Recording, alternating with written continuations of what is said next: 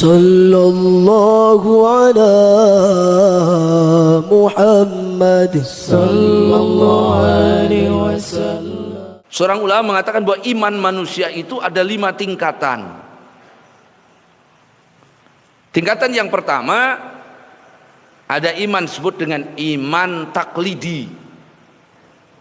Iman ikut-ikutan. Yang diikuti siapa? Gurunya. Yang gurunya punya ilmu. Ada orang bertanya, apakah Anda percaya bahwa Allah itu ada? Oh iya. Mana dalilnya? Kata guru saya ada. Bahwa yang menciptakan alam ini adalah Allah. Iya, dalilnya kata guru saya ada. Itu sah iman itu. Dari ayat fas'alu ahla dzikri in kuntum la ta'lamun. Tanyakan kepada ahlu dzikir, tanyakan kepada para ulama ketika kalian tidak tahu. Sah akan tetapi kusur ulama seperti apa? Keimanan seperti ini ada kekurangannya. Kenapa? Karena tidak dikuatkan dengan bukti dan dalil. Yang kedua ada iman disebut dengan kelasnya iman ilmin. Iman yang dibarengi dengan ilmu. Tidak hanya dia mempercayai, tidak hanya dia mengimani, akan tapi juga dibuktikan dengan dalil-dalil akli, dengan dalil-dalil qauli, ya, dengan dalil-dalil ayat-ayat yang ada, maka orang seperti itu akan lebih kuat imannya dari orang yang pertama. Kelas ini dalam Al-Quran dikenal dengan ilmal yaqin. Lebih tinggi lagi, ada orang yang kelas keimanannya itu iman ayan. Artinya orang-orang yang beriman kepada Allah tidak hanya beriman tapi dibarengi dengan ma'rifat, mengenal Allah dengan sedalam-dalamnya.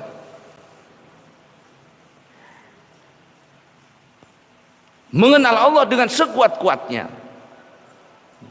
Maka orang ini disebut dengan ainal yaqin dalam Al-Quran. Yang keempat, ada yang lebih tinggi lagi, namanya iman hak.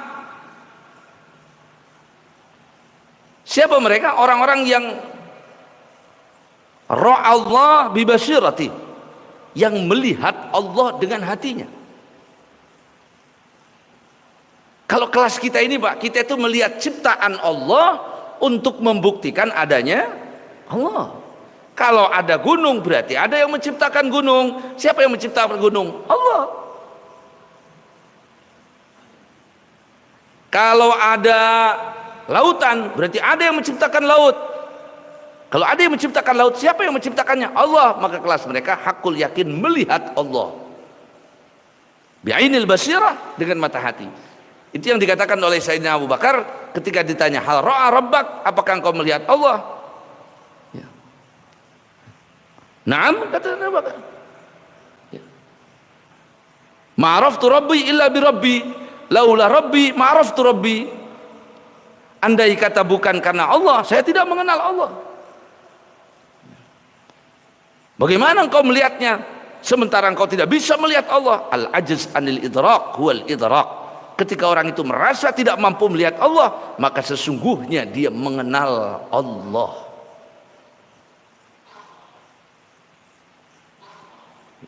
Yang ketiga, lebih tinggi lagi, namanya hak al-iman haqiqah. Iman hakikat. Siapa mereka? Orang yang fana siwallah, orang yang seluruh alam ini hilang, yang ada hanya Allah. Seperti orang yang berenang di dalam lautan dan mereka tidak ketemu pantai, tidak ketemu ujung. Seperti itu, kelasnya udah kelas lain. Bahkan para ulama mengatakan yang hakikatul iman, yang imannya iman hakikah, itu yang sampai kepada kelas itu hanya junjungan kita baginda Nabi besar Muhammad. Minimal kita kelas 1, kelas 2 tadi Pak. 1 iman taklidi, ngikut-ngikut.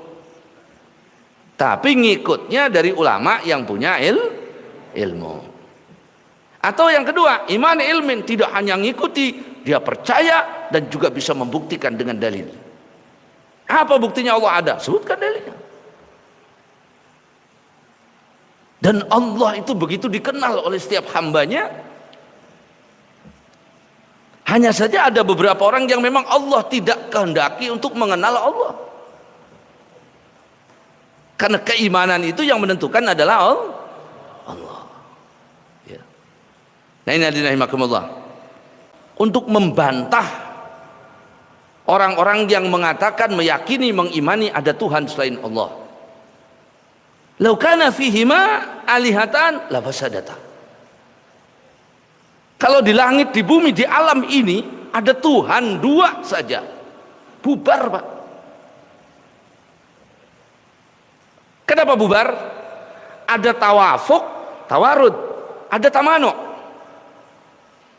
Kalau ada dua Tuhan di alam dunia ini, misalnya dua-duanya ini berlawanan, itu dalil tamano. Yang satu pengen ini, yang satu pengen A, yang satu pengen B.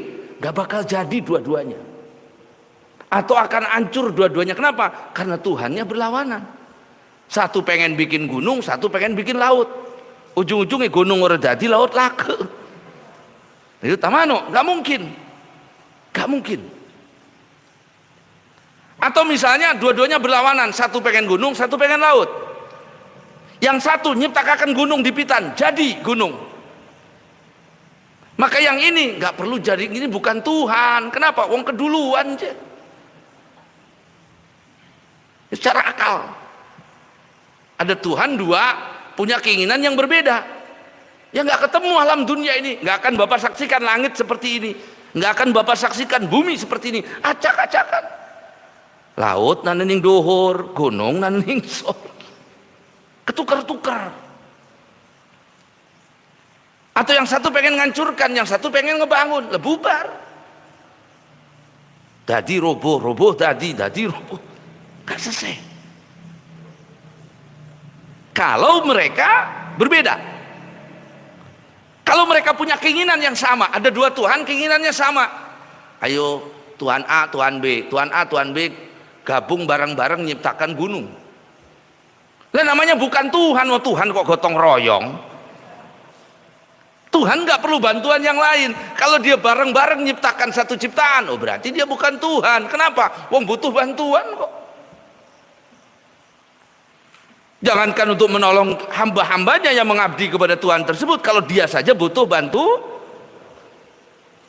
Atau misalnya dua-duanya mau nyiptakan gunung, Tuhan A nyiptakan duluan, Tuhan B ketinggalan, ya namanya bukan Tuhan yang B. Atau misalnya Tuhan A nyiptakan gunung, Tuhan B nyiptakan gunung juga, namanya tahsilul hasil. Wong wis nane je gunungnya dinanakaken maning. Tuhan kok ngerjain yang sudah ada diadain lagi. Maka secara dalil akal apapun tidak ketemu ada Tuhan lebih dari